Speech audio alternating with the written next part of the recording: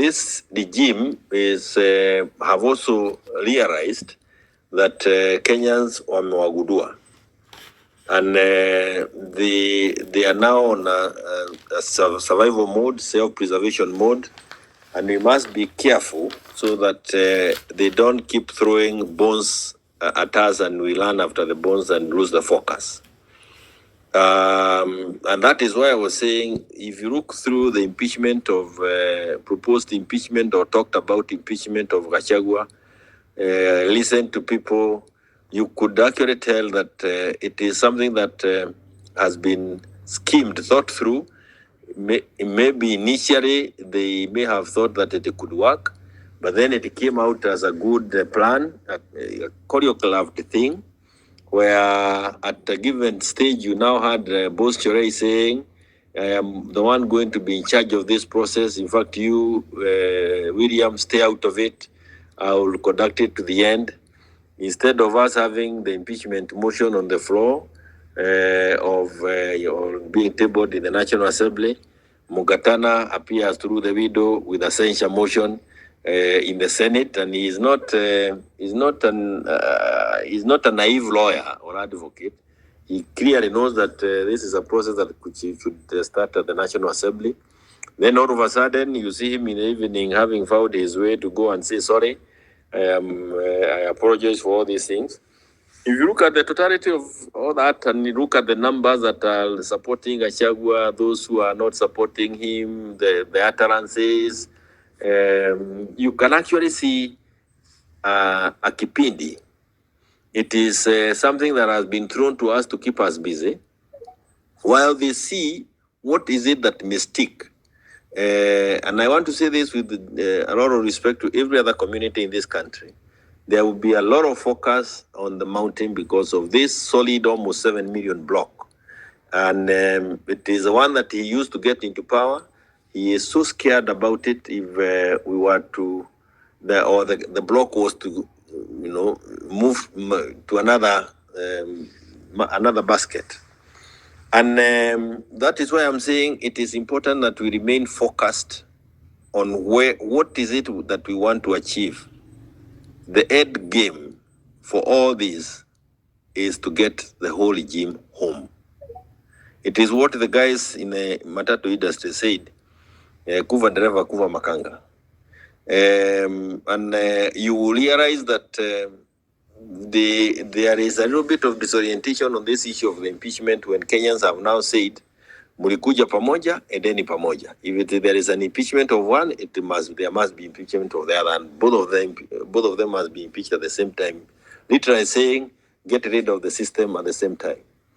I have heard what you have talked about, an intended proposal to amend the constitution to extend our pain through the, extending the term of those who are already in office.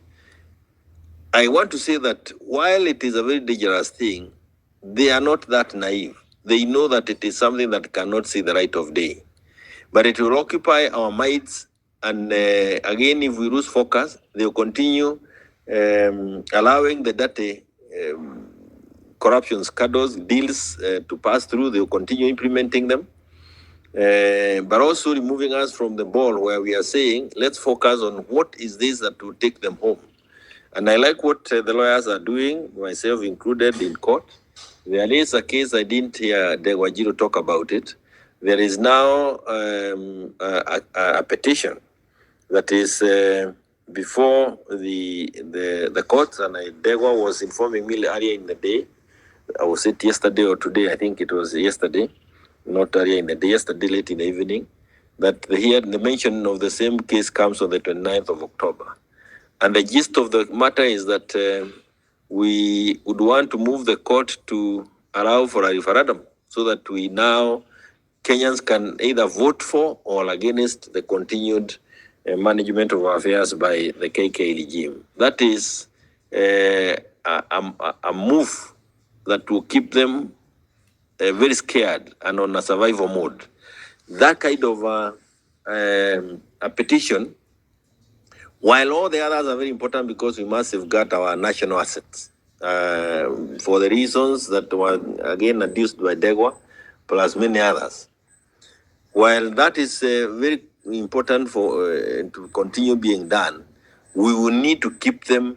We need to allow the Kenyans to keep their focus on them, so that the resolve to set them home must always remain on them, because the eventual remedy for the difficulties that we are in, it is the absence of KK in the management of our affairs, either politically, economically, socially, or culturally, whichever other way. And so I want to agree with what others have said, and ask that a case like that one where we are now saying we want to impeach the two, that will again bring the Kenyans together, and they remain focused, so that in the event that we have to wait until the year 2027, we get there when you are still united and with one resolve that these are people we must send home. And if the date comes earlier, again, it is a decision of getting them home, perhaps with a bit of, at times, not the best thing to say when you are in leadership, almost without quite bothering who is this other person we are bringing on board. Because the damage that is going to be caused by these guys, if they are let loose, it's a damage that cannot be remedied by the generations that we have on board already. They would have to wait for other generations that have not come to this planet Earth. Again, in support of taking things into our own hands, including boycotts and the rest, because if we don't do that, then we could be reduced to just people who are lamenting by the people in power. But one of the things is there's a lot that has been said about the opposition. I think it's important to say that our constitution defines opposition as those in the minority. There is minority versus majority, and it is domiciled in parliament, a law that parliament has completely failed to do, and that is why those of us who are not in parliament are trying to do the best that we can within our own abilities. There is the issue of demonstrations. I think just to mention for information that before the Gen Z demonstrations, we had Azimio demonstrations where 74 young people again were killed. During Gen Zs, we lost more than that number by far. Respectively, we kept away because we were asked by the Gen Zs to keep away. We have tried, let them now come and complete the work. We did that with with quite a bit of reservation, because we were aware that unless we synergize, unless we all come together and join in this exercise, not one single group will make it possible for to achieve. We'll be able to achieve what we want to achieve as a nation. So we have learned the lessons. Gen Zs have learned. We have also learned. When we are now out next time, let us accommodate each other, tolerate each other with all our deficiencies, and try and achieve something. And I have said it before, I want to repeat again.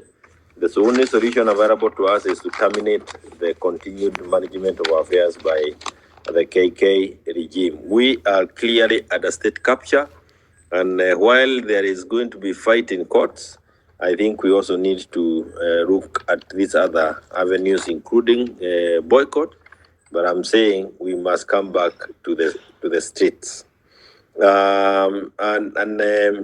As we continue talking about Adani, I think it is important for us to remind ourselves that the deal on KPLC is done, that is sealed. It was signed before Murkomen was moved from the ministry, and also the one for Kentraco. And I think at a figure of about 639 billion, the other one at 94 billion.